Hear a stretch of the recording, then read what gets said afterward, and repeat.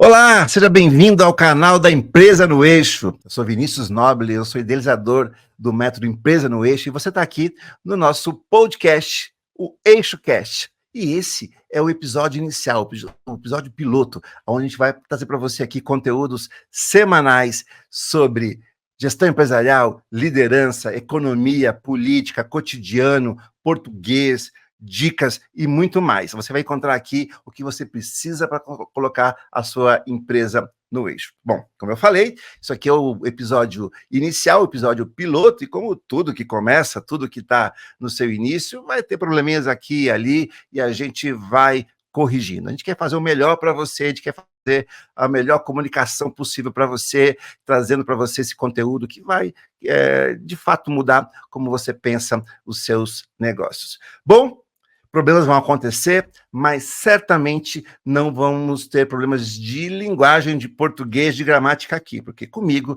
aqui na Empresa no Eixo, eu tenho a minha parceira, que ela é rainha da comunicação, ela é maratonista, ela é editora, ela é multiempresária do ramo de fast food, turismo, business school, construção, ela que manja tudo e muito mais, e faz parte aqui do nosso Empresa no Eixo, a nossa querida Alina.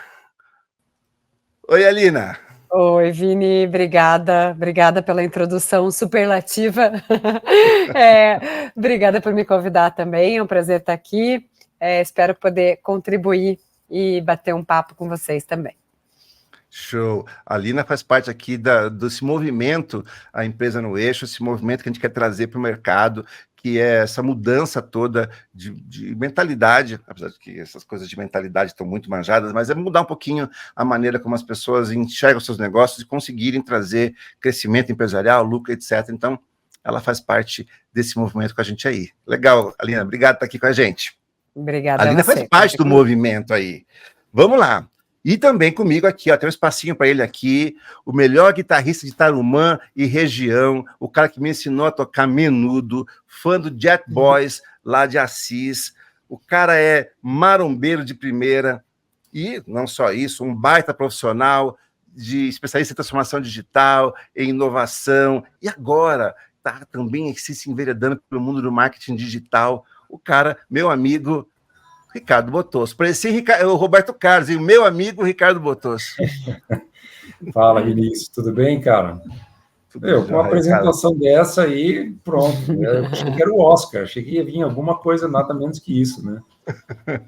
Mas a ideia é essa, né? A gente está aqui reunido, reunir gente boa, é para isso, para a gente conseguir criar um conteúdo bacana para o pessoal que está nos assistindo aí. Show de bola. Bom, o Ricardo também é parceiro nosso aqui, da Empresa no Eixo, também faz parte desse movimento, que a gente está querendo levar esse conteúdo todo aí para vocês. Então, é um grupo aqui de peso, mais pessoas virão ao longo dos episódios, mais outros vídeos, outros conteúdos diferentes a essa live / podcast aqui serão incluídos aqui no nosso canal. Então, assim, fique atento, aproveite esse minutinho aqui, já segue o nosso canal, já se inscreve aqui e dá pra gente essa moral e já curte aqui o vídeo, tá começando, vai gostar. Se você não gostar, você discute depois no final. Mas já dá essa moralzinha pra gente aqui e já curte o nosso vídeo. É isso aí.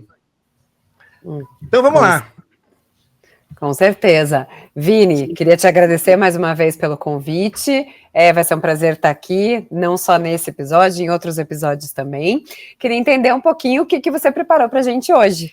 Qual que vai ser o nosso bate-papo inicial aí nesse piloto? Pois é. Preparei alguma coisa para vocês, sim. Bom, vamos lá, deixa eu arrumar aqui para a gente poder falar um pouquinho. Bom, preparei uma notícia que saiu essa semana e me deixou bastante encucado. Vocês conseguem ver aí a minha tela? Bom, saiu uma notícia de que a produtividade brasileira não anda muito bem, né? A gente tem sofrido com isso nos últimos anos. Eu trabalho com consultoria há muito tempo e sempre fui seguindo esse tipo de notícia e analisando como que funciona. E aí a FGV, através do Observatório de Produtividade do Regis Bonelli, eles fazem um acompanhamento sobre a produtividade brasileira, e eles lançaram, né, a atualização disso aqui, e o Brasil não consegue crescer na produtividade das suas empresas. Isso reflete na economia como um todo. Bom, essa notícia, ela estava em todos os canais e redes sociais ultimamente, muita gente comentando, claro, e estava também dividindo opiniões, né? Um pessoal achando que não, a gente trabalha demais no Brasil e não, isso é coisa dos americanos falando que a gente não trabalha, mas não, isso aqui é uma pesquisa séria, feita por um instituto sério, e isso foi colocado saiu a notícia inteira na Folha de São Paulo, uma semana atrás aí mais ou menos, colocando, vocês acreditam, pessoal, que a gente, aqui no Brasil, a gente produz 1/4 do que um americano produz lá? Parece algo impressionante, né? Porque vocês conhecem alguma empresa que alguém não trabalhe bem, que trabalhe 1/4 do que uma pessoa normal trabalha? E qual será que é a métrica que eles usaram aí? É PIB, é produção, é dinheiro, Então, a produtividade a gente mede vendo o que eu usei de recursos para produzir uma quantidade de produtos, vamos pensar assim, né? Então, se a gente pegar uma empresa que produz 1.000 geladeiras, ok, quanto que eu usei de recursos de pessoas, de recursos no geral, para produzir 1.000 geladeiras? Então, se eu for para uma empresa igual a essa nos Estados Unidos, lá eles usariam 1/4 do que a gente usa aqui de mão de obra para produzir a mesma coisa. E tem bastante motivo para isso, é impressionante, né? Você ia falar alguma coisa, Lina? Não, eu ia comentar isso, como é que era, se era por hora de trabalho ou por produto, pelo que foi produzido, mas é impressionante, com certeza. Eu acho que tem uma série de fatores aí envolvidos, seja de leis trabalhistas, o nosso método de trabalho, processos, o jeitinho brasileiro de trabalhar também, o cafezinho, a saída. Então, acho que tem uma série de fatores aí que influem, né? O americano, claro, eles trabalham por hora, né? Então, acho que uma das questões que faz diferença nisso é a jornada de trabalho, né? Então, como ali é por hora, então a produtividade, ora, isso eu falando de experiência de fast food, por exemplo, ou desse lado, assim, a pessoa trabalha 4 horas, então naquelas 4 horas ela acaba produzindo muito, às vezes muito mais do que a gente nas 8 horas da nossa jornada padrão. Então, talvez seja um ponto aí que faça diferença nessa produtividade total, mas uma série de fatores. Imagino uma série também de coisas aqui mesmo. Vamos explorar um pouquinho, vamos entender aqui, né? Eles estão comparando com o americano. O americano não é o que mais produz no mundo. O pessoal, Singapura é até mais produtivo do que os americanos. Coreia tem sido bastante produtiva. Mas, claro, a gente se espelha nos americanos porque é meio que uma referência sempre para tudo, né? Mas vamos explorar um pouquinho mais o que diz essa notícia aqui, né? Ele compara aqui aonde a nossa produtividade aqui no Brasil ela está posta, né? Então, se a gente olhar aqui nesse gráfico que está nessa reportagem, nessa pesquisa, na verdade, está mostrando ali que a indústria ela vem andando de lado desde os anos 90 ali, né? Um amarelinho em cima, ele está mais ou menos sobe e desce, mas se você olhar a longo prazo, em 30 anos, a indústria nossa não produz mais do que produzia há 30 anos atrás. E algo impressionante, se a gente pensar que a tecnologia nos últimos 30 anos evoluiu tanto, como é que eles não conseguem produzir mais dentro de uma empresa dessa, né? Se a gente pegar ali o ramo de serviços, também o azulzinho ali, ele está andando mais ou menos de lado também, desde os anos 90. Agora, se a gente pegar nosso agronegócio, que é o verdinho, olha como vem crescendo, né? Se a gente pegasse ali, nos anos 90, uma pessoa trabalhando no agronegócio produzia R$7 por hora. Tem reais esse número aqui. E hoje produz quase R$40 por hora, já equivalente a uma empresa de serviço. Ainda está abaixo de uma indústria, mas já está ultrapassando as empresas de serviço. E se a gente olhar ali, o vermelho é a média brasileira, a gente também pode olhar que ela está andando meio de lado. Ou seja, as empresas brasileiras, elas, tirando as do agronegócio, elas não vêm crescendo em produtividade nos últimos anos. Isso é terrível. E é curioso isso, né? E até pensando em evolução tecnológica, tudo que evoluiu, as ferramentas, todos os sistemas, o fato da gente não estar evoluindo na produtividade é surpreendente mesmo, porque deveria evoluir com todas essas ferramentas que a gente tem acesso hoje, com todos esses processos, por que não evoluir, né? Tem alguma comparação de curva de outros países? Como é que é? Como é que está ao longo do tempo? Tem sim, temos algumas coisas aqui. Ainda estou mostrando aqui ainda por indústria, né? Se a gente olhar algumas indústrias aqui em amarelo, a indústria mesmo, quando a gente fala em indústria, está falando de manufatura, né? Uma fábrica de alguma coisa, e as fábricas dos anos 90 ali, elas diminuíram de tamanho, de produtividade, e andam de lado aqui, né? O que tem crescido no Brasil é só o agronegócio. E como a Alina falou, né? Como é que a gente pode ter no nosso mercado um país como o nosso, tão rico, e as empresas não conseguirem crescer, não conseguirem produzir mais? Porque produzir mais significa mais riqueza, melhores salários, mais lucratividade, mais crescimento para as empresas, e é isso que a gente está perseguindo, né? A gente aqui na Empresa no Eixo persegue isso, como trazer mais crescimento, mais lucro para as empresas, e a gente olha isso daqui, e eu venho trabalhando com consultoria há muitos anos, e as pessoas têm um certo negacionismo, uma palavra que está tão usada nos últimos anos, do empresariado, principalmente os médios e pequenos, né? Eles às vezes negam um pouquinho de que isso está acontecendo. Não, a gente trabalha demais aqui, como é que pode a gente não produzir como um americano? O brasileiro é trabalhador, e isso é fato, o brasileiro é um povo trabalhador, ninguém está discutindo isso, e o fato é que trabalhar e produzir são coisas diferentes. A gente pode trabalhar um monte e produzir muito pouco, né? Às vezes a gente está trabalhando, sei lá, contratar alguém para vir aqui limpar o meu apartamento aqui, ela chega de manhã e por um desastre derruba ali um vidro de óleo na minha cozinha e passa o dia inteiro trabalhando, limpando aquele óleo. Imagina, para limpar tem que lavar, tem que fazer um monte de coisa.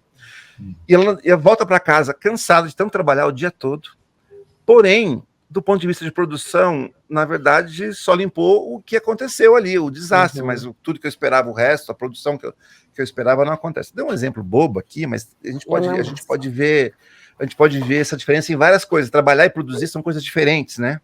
Faz sentido, e eu acho que a gente tem muito essa tendência do apagar incêndio, assim, de você estar o tempo inteiro trabalhando, mas você está o tempo inteiro apagando incêndio, está limpando o óleo que derrubou, você está consertando alguma coisa que está errado, mas eu não sei quanto que a gente tem internalizado essa percepção de planejamento, de gestão, de processos. Então eu vou planejar o meu dia, eu vou planejar o trabalho, eu vou planejar o semestre.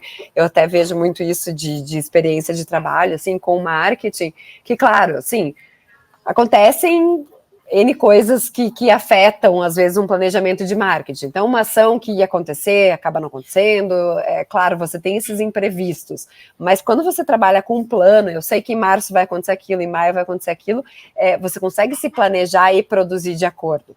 Quando você faz muito reativo, que é o que acontece em muitas empresas, é o retrabalho, é o apagar o incêndio, como é que a gente tinha feito mesmo ano passado, que eu não lembro, vamos lá atrás, vamos buscar.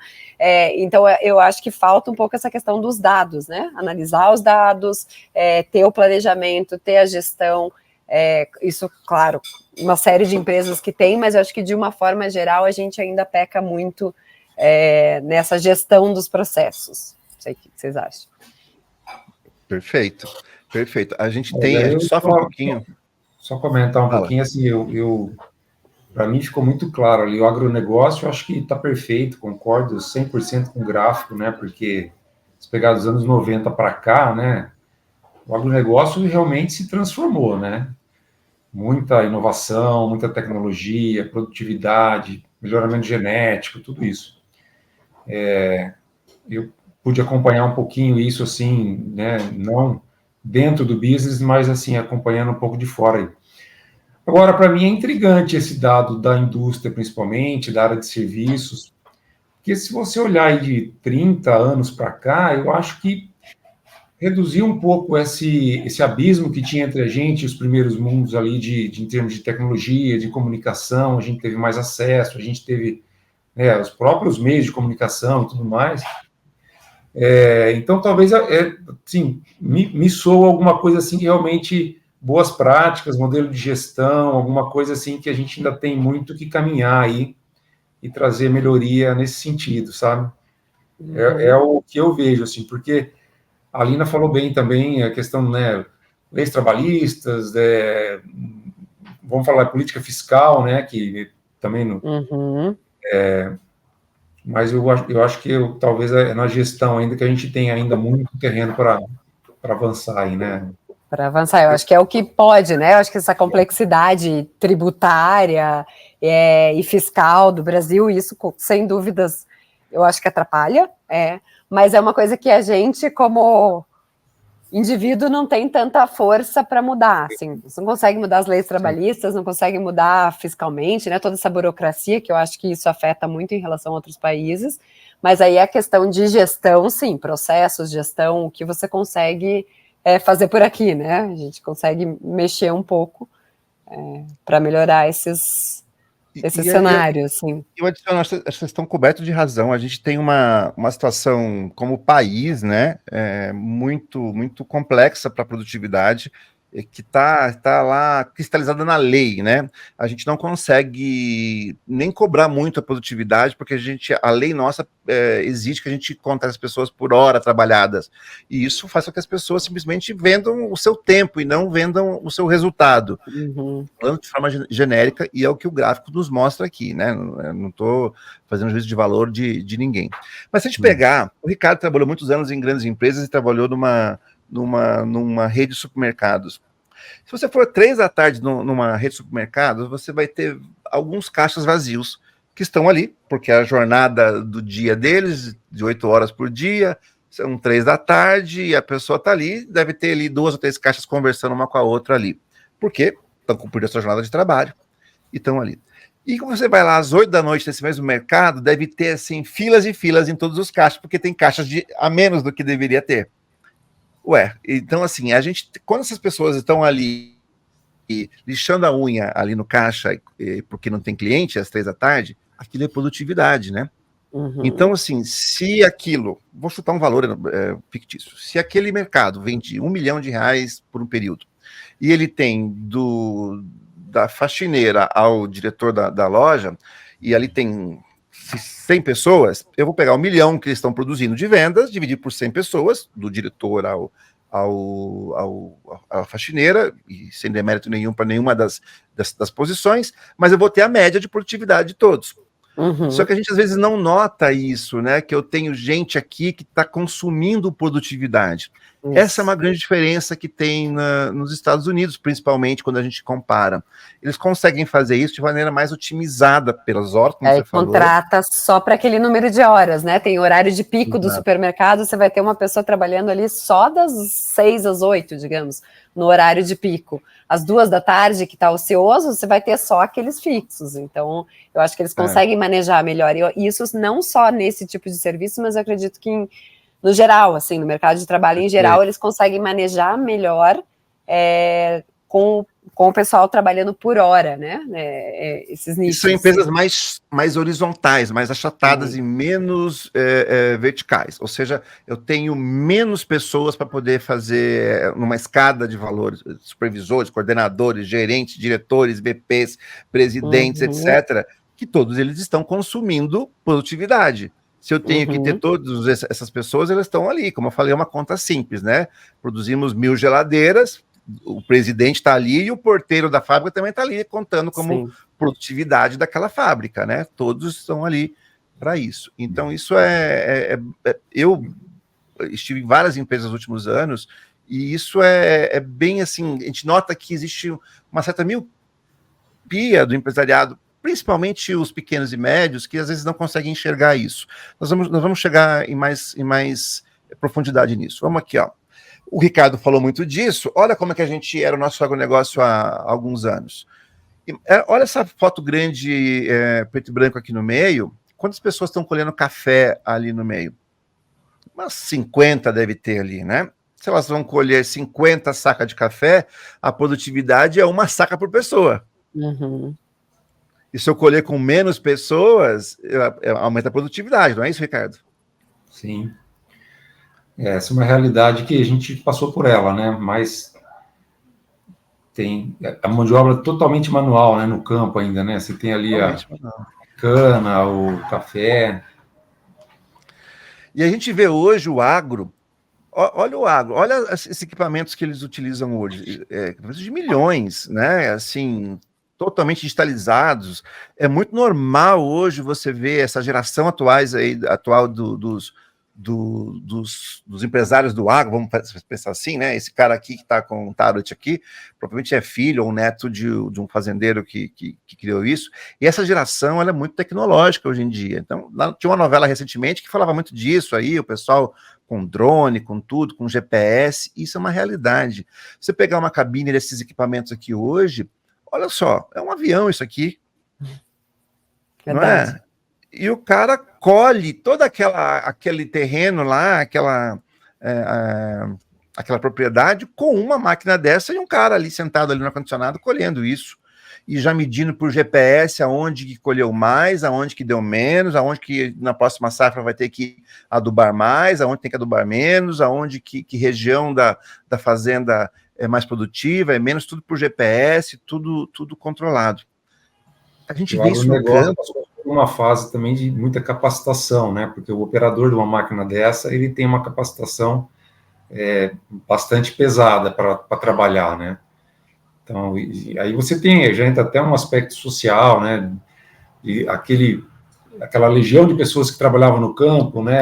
Agora você tem 2 operadores aí que tem que ter talvez até um nível superior, um nível pelo menos técnico, né? Um ensino médio completo e bem feito, para operar os equipamentos, né? Ganha mais, não é?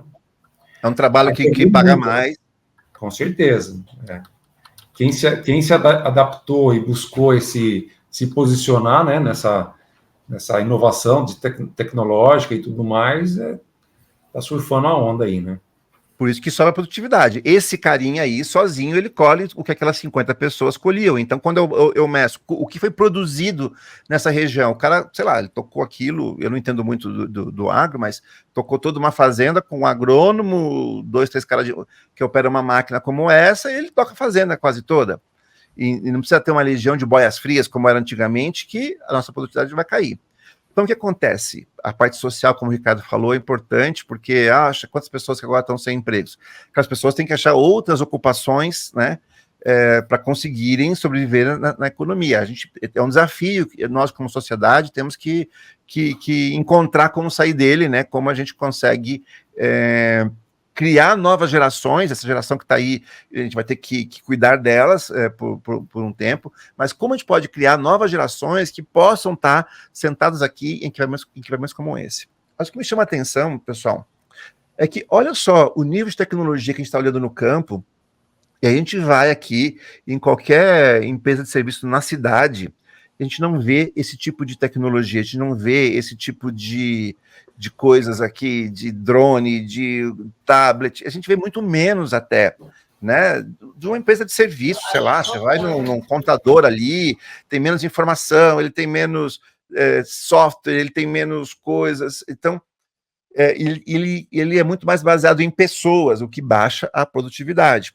Então, a gente não precisa de poucas empresas com muitas pessoas, ou seja, uma empresa pouco produtiva. A gente precisa de muitas empresas com poucas pessoas, né? A gente precisa ter uma sociedade, as empresas, pessoas que abram empresas e consigam crescer, sei lá, 3, 4, 5 pessoas e consigam ter uma empresa produtiva e que compita ao redor do mundo, né? A gente não consegue competir no mundo a não ser no agro, porque o agro sim está fazendo essa transformação. E eu acho que tem muito essa questão da tecnologia, mas a tecnologia aplicada com um fim específico e com resultados já programados, assim. Eu acredito que o agro, quando eles implantam a tecnologia, eles já sabem o que eles vão fazer com aquela tecnologia, onde eles querem chegar. Eu acho que nas empresas, de um modo geral, ainda de serviços, enfim, se aplica muito assim, vamos trazer ferramentas, vamos trazer sistemas e implementar tecnologias, mas sem muito saber aonde se quer chegar com essas tecnologias, como que elas se conversam, como que elas realmente vão fazer diferença na produtividade, nos resultados, no lucro da empresa. Um pouco a tecnologia, eu tenho que ter tecnologia, mas eu não sei bem o que fazer com ela. Não adianta só tecnologia, né? Eu até coloquei aqui essa planilha, esse relatório, porque ali é um relatório de gado, não dá para ver muito bem aqui, mas quem quiser dar uma pausa no vídeo aqui e dar um zoom, mas tá ali vendo a pesagem e aí a produção de leite dia a dia, vaca a vaca, ou seja, eles estão muito mais precisos nesse tipo de dado e de controles do que a gente está vendo em empresas... Ali é um dado de corte, tá? Não é produção de leite, tá? Ali é ganho de peso. Então tá. Tá? Senão alguém vai estar vendo aqui e falar assim, mas ali não tem vaca leiteira, ali só tem... sei lá, eu peguei alguns e enfim, mas deve ser... Esse lado, eu vou dizer que eu não consigo nem enxergar o que está escrito ali, que então. Se é de corte ou de leite. É de especialista aí, ele bateu o olho e já viu de longe. Vocês estão de óculos, né? Vocês estão de óculos, pessoal, eu já não consigo nem enxergar. O pessoal que estiver assistindo aí vai falar, o cara tá falando que é vaca ali, mas é tudo boiado ali, ó, boiado, boi gordo ali, para engordar e fazer corte. O Ricardo só bateu o olho e já descobriu que era gado de corte ali, ó. Mas é isso, né? Então, impressiona a gente ver o nível de controle, de gestão, de tecnologia que o pessoal do agro tem utilizado. E isso reflete no crescimento aqui, ó. Só está crescendo a agroindústria. Pegando agora, mais recentemente, agora os últimos trimestres, só a agricultura tem crescido e os demais ramos, indústria, serviços, têm caído. Gente, serviço é um cabeleireiro, é um escritório de contabilidade, um escritório de advocacia, enfim, tô falando de pequenas empresas que estão por aí, elas estão baixando a sua produtividade. Vamos usar um exemplo bem simples. Se eu tenho, e o Ricardo vai me ajudar bastante nisso, porque ele conhece esse ramo também, esse pessoal aqui que trabalha aqui na empresa no Eixo é multidisciplinar. Imagine um consultório de uma médica, que tem uma médica, e tem ali uma atendente. Vou chutar um valor aqui. 30 mil reais é o que fatura esse consultório. Mas eu tenho 2 pessoas trabalhando. Se eu pensar a produtividade dessas 2 pessoas, ela já cai por 2. Eu divido esse valor por 2.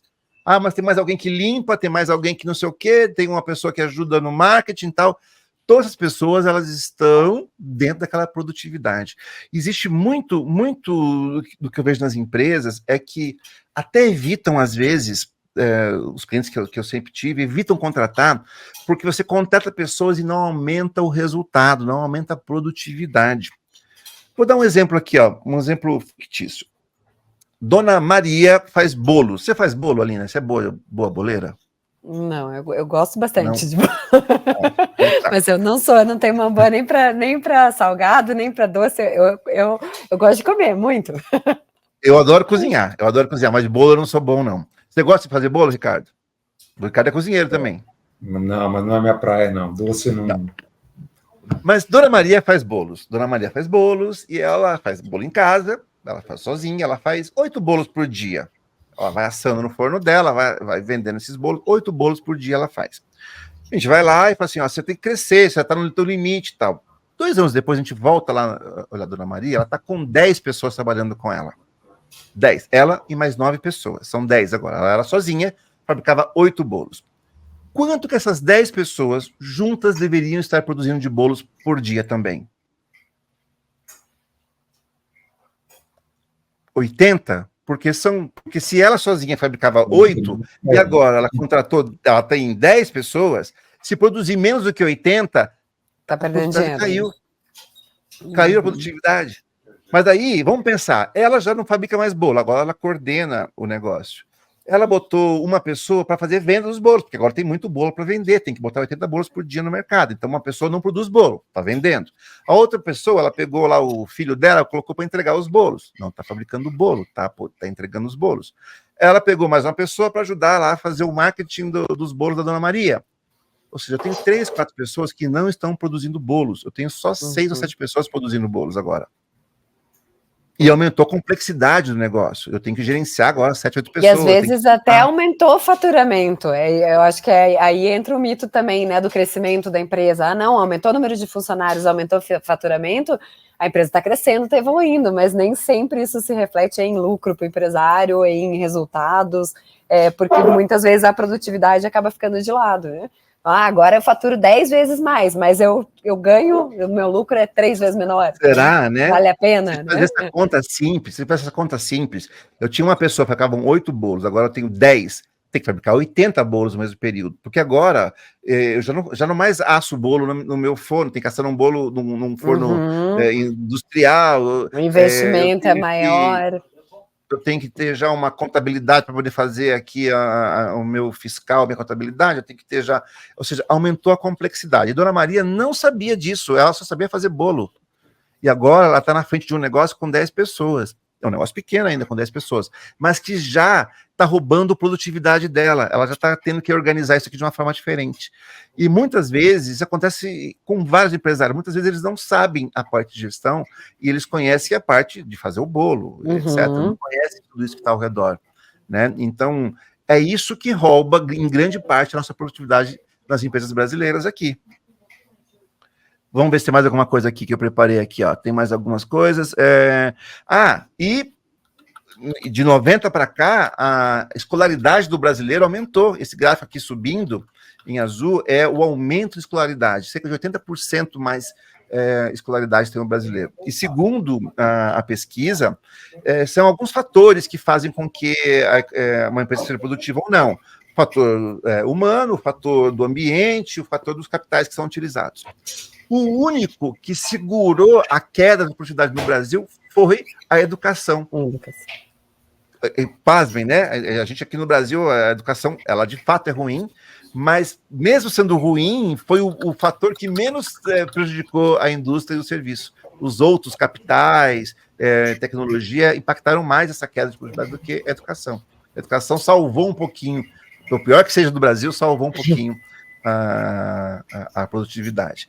E aí tem aqui, né, a comparação do Brasil com os Estados Unidos. Acho um absurdo. Eu peguei até uma imagem da Globo, 4 brasileiros para poder fazer o mesmo trabalho que um americano. Nós já fomos melhores. Nos anos 80, a gente era metade do que o americano, a gente produzia metade do que eles produziam nos anos 80. E 40 anos depois, a gente está produzindo 1/4, a gente não cresceu. Se você olhar aqui na direita embaixo, ali é a curva de produtividade americana, né, do labor productivity ali, né? Então tá crescendo em vermelho a produtividade ano a ano, e a do brasileiro anda de lado, ou seja, cada ano que passa, os americanos produzem mais e ficam mais ricos em comparação ao que a gente aqui no Brasil faz, né? Então, olha a Coreia do Sul ali também no outro gráfico, corrida desigual. A Coreia do Sul já está produzindo R$56 por hora, enquanto um brasileiro produz R$20 por hora. E a Coreia do Sul, há 30 anos atrás, né? Foi pior que a gente. Olha, ali embaixo, ó, se olhar ali, né? No começo do gráfico. Significa que eles trabalham em coisas que produzem mais, em coisas que são mais caras, em coisas que exigem mais conhecimento.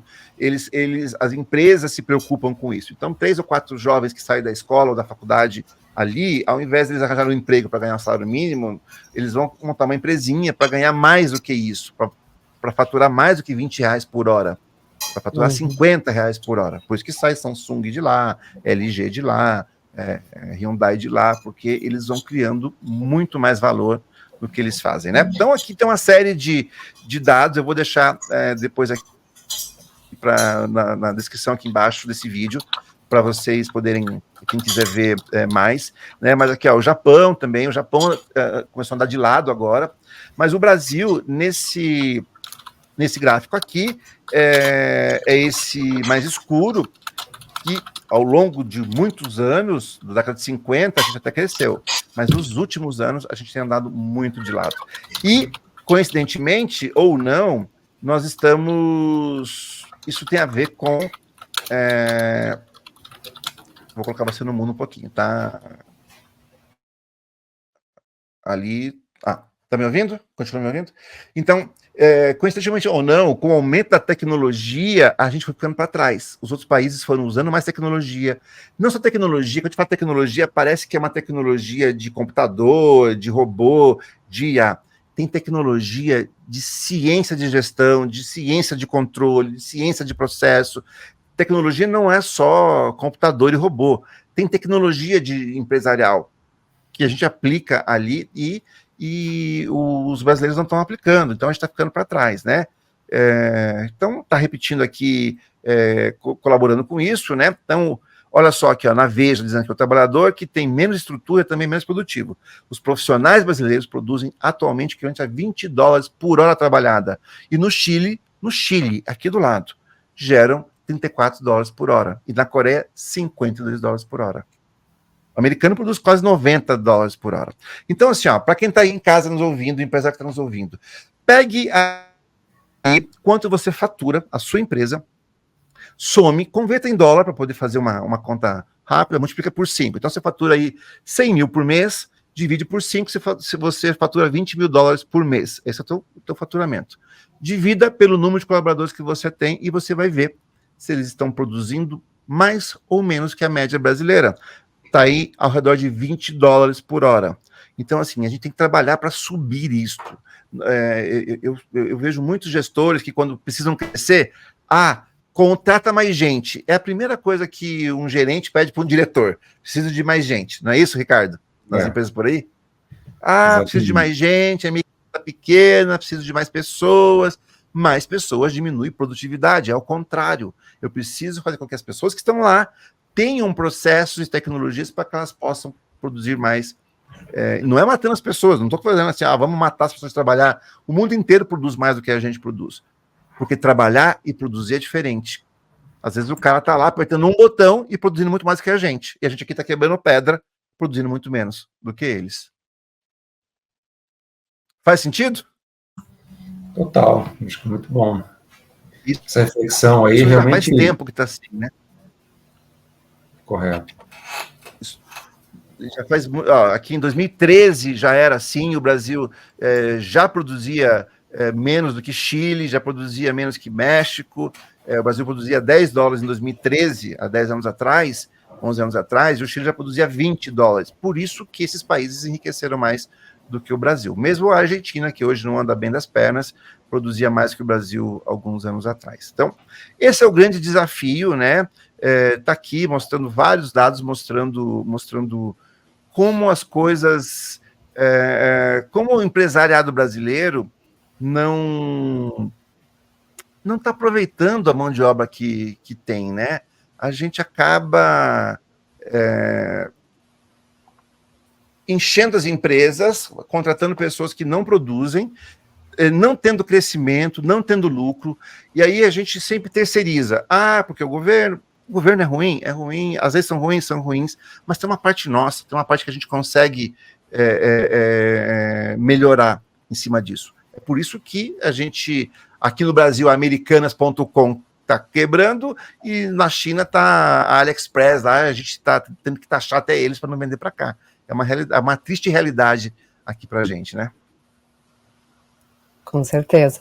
É que é um trabalho mais mão na massa, né? Você fala de capacitação, você fala de processos, investimentos. É mais fácil, não, preciso contratar mais uma pessoa. É mais fácil contratar mais uma pessoa do que capacitar a pessoa que já está lá para desenvolver mais, ou trazer os sistemas, e trazer sistemas, não por trazer sistema, mas trazer sistemas que funcionem e aprender a usar os sistemas também, porque tem muita... Acho que acontece muito assim também, de você trazer a tecnologia, trazer o sistema e usar a Ferrari como um Fusca, né? Então, não, agora eu tenho uma Ferrari aqui, mas eu uso um Fusca, então ela não está me fazendo o resultado que ela deveria ter. E tem coisas que a gente não nota, né? Tem coisas que o empresariado não nota. Por exemplo, vamos lá, eu coloco 2 vendedores para poder vender aqui por telefone o meu produto da minha empresa. Mas eu não coloco um método, não coloco um processo, eu não coloco marketing digital, eu não coloco nada disso. E essas pessoas vão passar o dia inteiro, antigamente que era de discar, iam ralar o dedo lá discando o telefone, mas hoje eles vão doer o ouvido, tanto ficar ligando para tentar vender.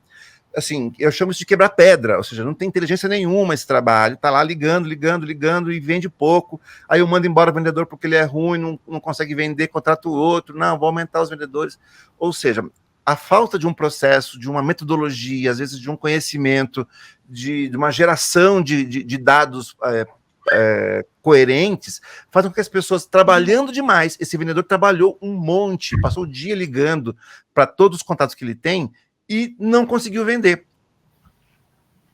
Não é porque ele é ruim, não é porque ele trabalhou pouco, é porque não tinha inteligência no negócio. O cara colocou lá, pega aí a lista de telefones que eu tenho aqui, sai ligando e tenta vender. Sem processo, sem metodologia, sem nada para o cara fazer isso. Então, são essas coisas que a gente vai vendo que a produtividade ela vai se perdendo. A gente não tem, as pessoas trabalham para coisas, fazer uma ligação fria para uma pessoa, não é um trabalho inteligente. A pessoa trabalhou, chegou cansada em casa no final do dia, mas não produziu nenhuma venda no final daquilo. Uhum. Bem isso que você comentou, de trabalho, muito trabalho é diferente de muita produtividade, né? Exato. A gente trabalha muito, mas quanto disso é produtivo realmente. E aí que a gente entra com esse movimento da empresa no eixo, né? A gente entender isso, todos esses métodos que a gente tem, essa inteligência, e olhar a empresa não só como um arcabouço que eu vou colocando pessoas ali dentro, de trabalhos que não levam a nada. E a gente, em diversos aspectos da empresa, olhar como a gente pode produzir mais. E produzir mais depende, não é só na ponta. Sei lá, se eu tenho um salão de cabeleireiro um pouco maior, como é que o marketing disso vai trazer mais clientes? Não é só cortar cabelo, não basta saber cortar cabelo para você ter um salão de sucesso. Você tem que entender de marketing, entender de pessoas, entender de um aspecto grande de experiência do cliente, de comunicação com as pessoas. Tem uma série de coisas que eu preciso ter. Eu costumo dizer, para você ter uma padaria de sucesso, não basta saber fazer pão. Isso é um dos aspectos. Tem padaria que tem sucesso que nem pão faz mais hoje. Chama padaria. São Paulo tem muito dessas lá, né? Que aquelas padarias enormes que nem pão fazem mais. E então, assim, é preciso entender como funciona esse tipo de coisa. E aí, Alina, é isso que eu preparei para vocês, falar um pouquinho de produtividade das empresas aqui, que é esse nosso universo, esse nosso movimento aqui que a gente quer trazer, né, para despertar um pouquinho esse entendimento e até comparando a gente com outros mercados. Acho que o brasileiro, ele se isola um pouquinho aqui, questões geográficas, questões linguísticas, a gente se isola um pouquinho aqui, e às vezes a gente não se compara. Como é que uma empresa na Coreia funciona? Como é que uma empresa no Japão funciona? Aqui no Chile, aqui do lado, funciona. Eles conseguem produzir mais, por quê, né? Eu estava numa cooperativa, só mais uma das minhas histórias, estava numa cooperativa no interior do Paraná aqui, de granja de frango, né? Cooperativa dessas que é de abate de frango. Eles receberam uma comitiva de uma cooperativa da África. Eles perguntaram lá, eu não lembro os números, eu vou chutar alguns números. A gente abate aqui 300 mil frangos por dia. O africano falou, nossa, quanto?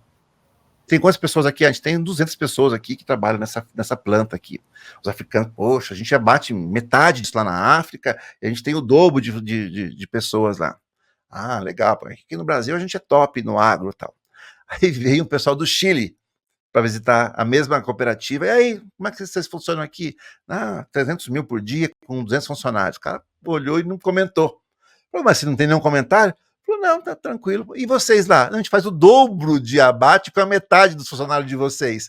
Então, quando a gente se compara com outros, a gente pode estar melhor ou estar pior, né?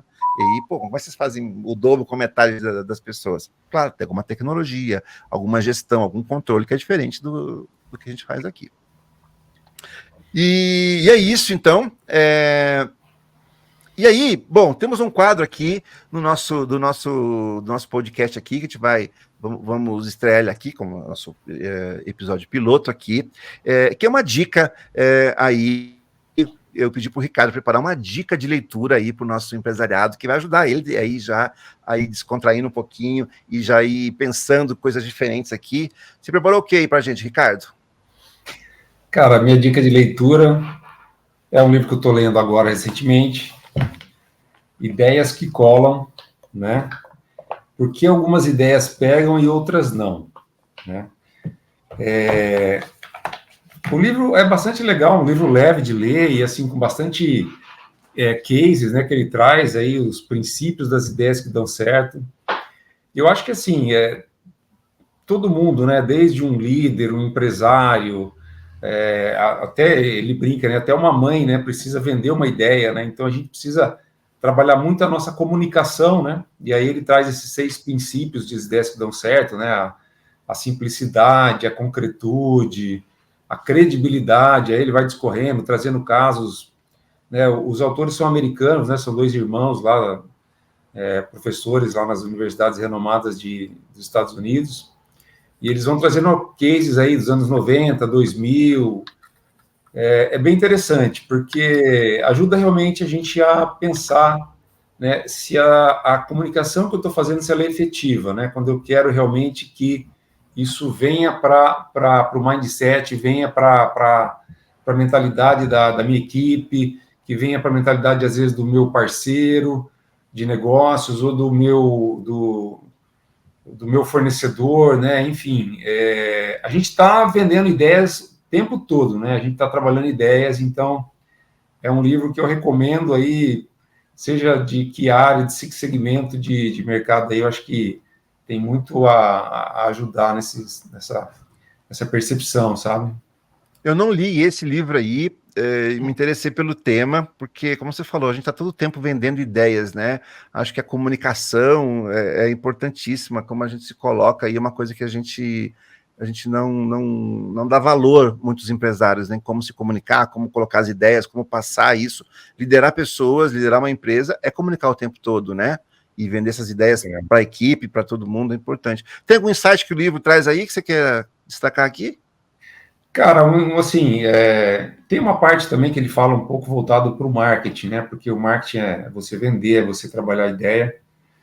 Mas um dos princípios que ele traz forte também são os relatos, né? Que é o storytelling, né? Você conseguir conectar muito com as pessoas através dos relatos, né? Ele cita até um caso famoso lá dos Estados Unidos, eu não conheci, mas fiquei conhecendo através do livro, do Subway, que o cara...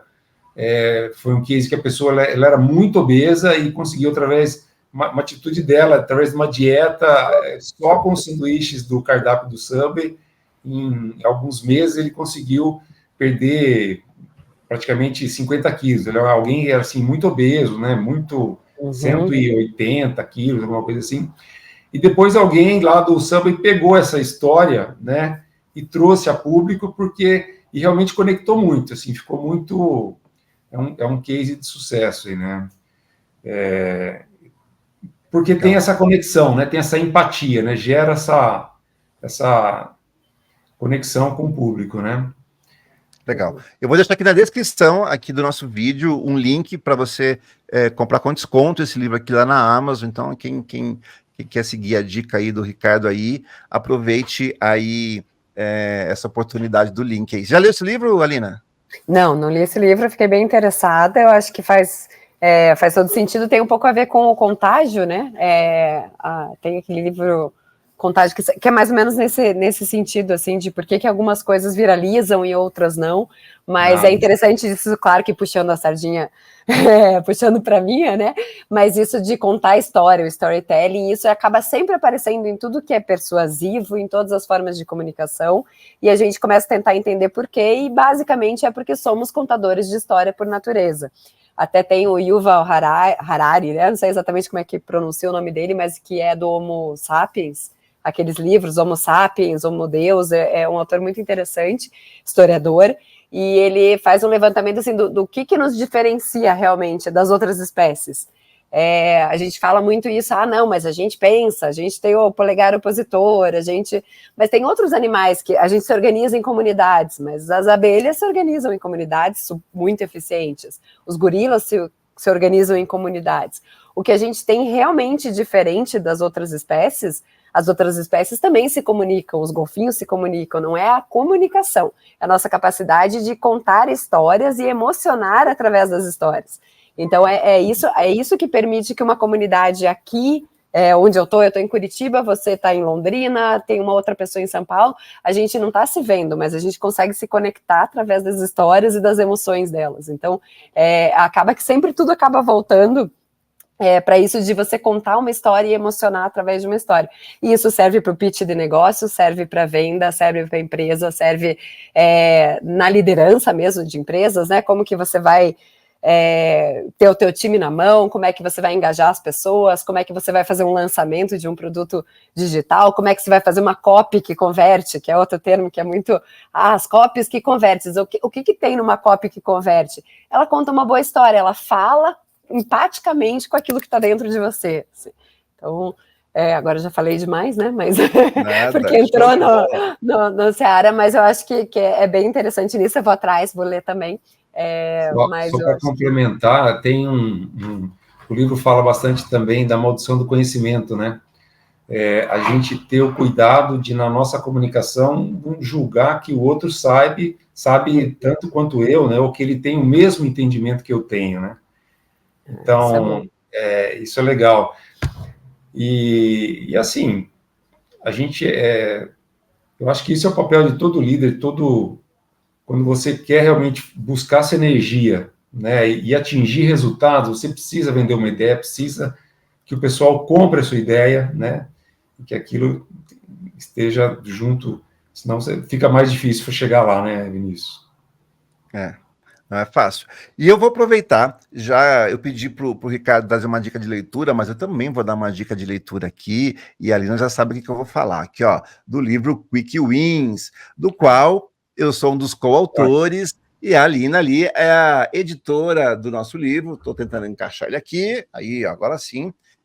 Vou deixar o link aqui também na descrição do vídeo para vocês poderem comprar também a versão digital lá na Amazon. Está em lançamento, acabou, está quentinho, chegou esses dias aqui para a gente, ainda está cheirando novo aqui, a Alina. E a Alina aí, que foi aí a pessoa que encabeçou esse projeto todo aí, junto com os autores todos. Enfim, tá aí minha dica de leitura também para vocês aí. Maravilhoso, eu tive o prazer de ler em primeira mão todos os capítulos, um desafio, porque realmente, como que você vai editar os capítulos de pessoas assim, são pessoas incríveis de diversas áreas do conhecimento, trazendo suas expertises, trazendo um pouco do que eles aprenderam, facilitando essa compreensão de coisas que eles aprenderam ao longo de 20 anos de trajetória, de carreira, de vida pessoal. Então foi um prazer participar desse processo, aprendi com certeza muito mais do que editei propriamente, né? Mas recomendo fortemente a leitura, eu acho que todo mundo tira alguma coisa muito importante, todo mundo tem alguma vitória rápida para tirar dali. Show, show. E lá tem um capítulo meu, onde a gente fala da empresa no eixo, de forma sucinta lá, a gente dá aí os pilares para você começar a colocar a sua empresa no eixo.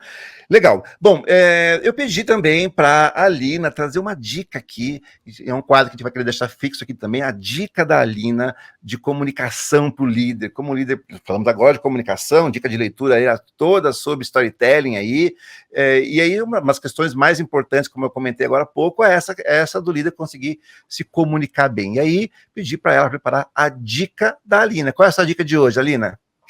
Ok, então hoje eu preparei uma dica rápida que até veio para mim hoje mesmo, assim, porque eu ouvi em 3 lugares diferentes, num vídeo, num texto, conversando com outro profissional, a expressão vou deixar um legado, gostaria de deixar um legado, aposto que eu já usei, aposto que vocês já usaram também, a gente acaba usando muito no nosso dia a dia. E aí eu queria trazer então um pouquinho disso, essas expressões da moda, essas palavras da moda e expressões da moda que a gente começa a usar e elas são palavras fortes, que têm um sentido, que são interessantes, mas que ao longo do tempo, conforme elas são usadas, elas vão acabando esvaziando, digamos, o significado delas vai sendo esvaziado. E eu acredito que um exemplo forte é o deixar um legado, né? Então, você vê o vídeo institucional, a empresa quer deixar um legado. Eu, como profissional, eu trabalho como storyteller, eu quero deixar um legado. Você vê em todos os setores, né? Todos os serviços, acaba que todo mundo está querendo deixar um legado. E será que se todo mundo quiser deixar um legado, ao mesmo tempo, será que esse legado vai ser tão representativo, justamente? Ou vai estar todo mundo deixando o mesmo legado, né? Então, é só uma reflexão para a gente talvez pensar, às vezes a gente fala automaticamente essas palavras, mas como que a gente poderia fazer substituições? Então, às vezes, em vez de eu deixar um legado, eu vou fazer uma contribuição, ou eu vou causar um impacto, ou eu vou influenciar, ou eu vou deixar uma marca, mas talvez assim, é aquele exercício assim, de dar uma paradinha antes da gente falar, ou escrever, ou usar, e pensar assim, será que existe alguma alternativa, alguma forma que possa ser mais criativa até, que acaba tendo mais efeito na recepção? Porque senão você ouve tanto que chega uma hora que todo mundo quer deixar um legado, então não tem nada de diferente aí.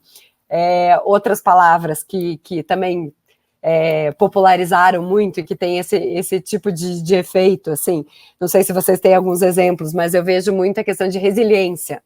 que qualidades que você precisa ter? Preciso ter resiliência. Hoje em dia todo mundo fala muito disso, né? O disruptivo. Estou trazendo uma ideia disruptiva.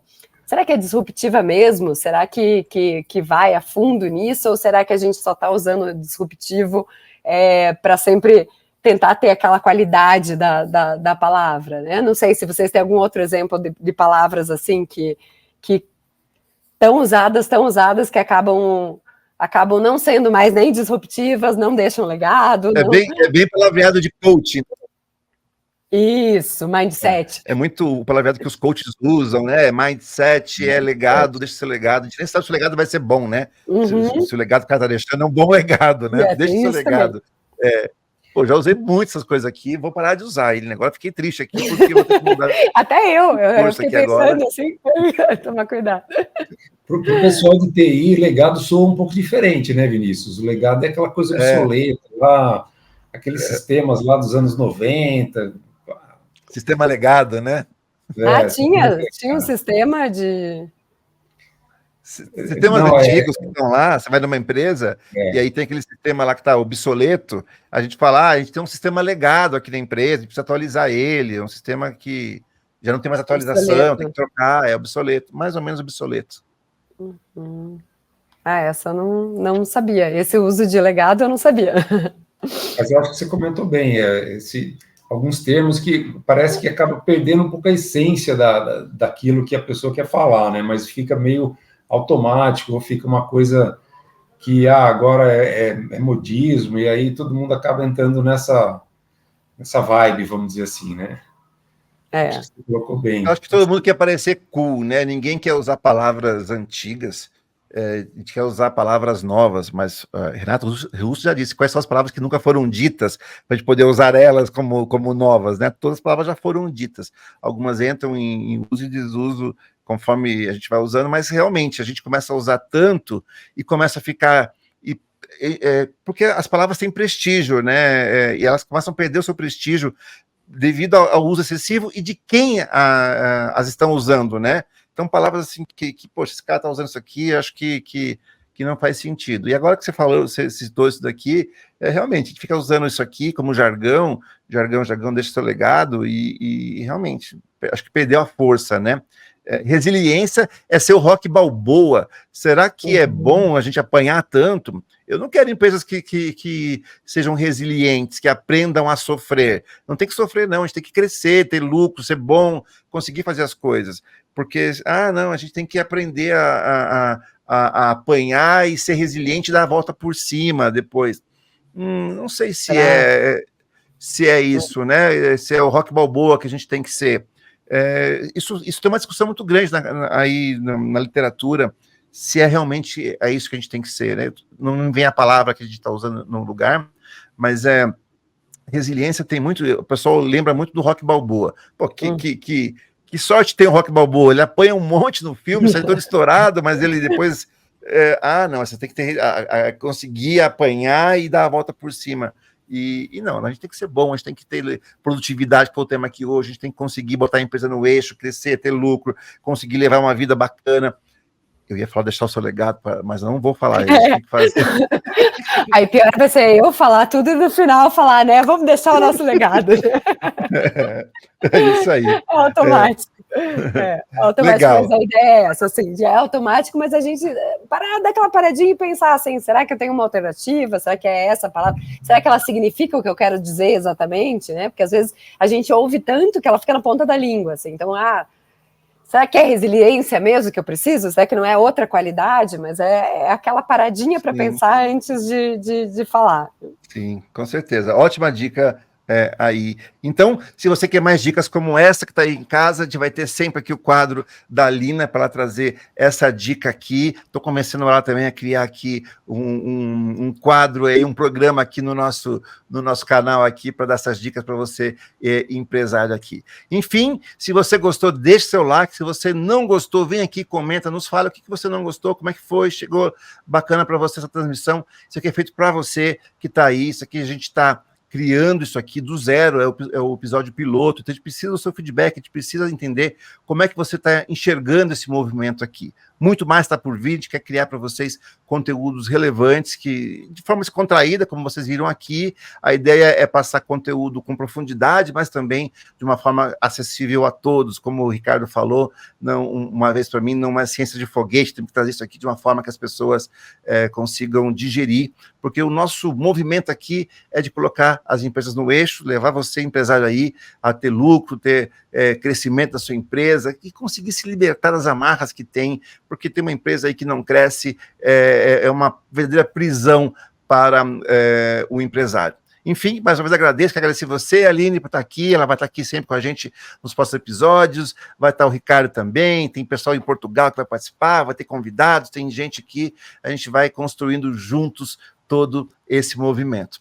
E é isso, então, deixa o seu like, se inscreva no nosso canal, comente aqui embaixo se você gostou ou não, e compartilhe com seus colegas, nos grupos da empresa, e se você acha que isso aqui vai ajudar alguém a colocar a sua empresa no eixo. É isso aí, pessoal. Obrigado. Até a próxima. Obrigada, pessoal. Obrigada, Vini, Ricardo.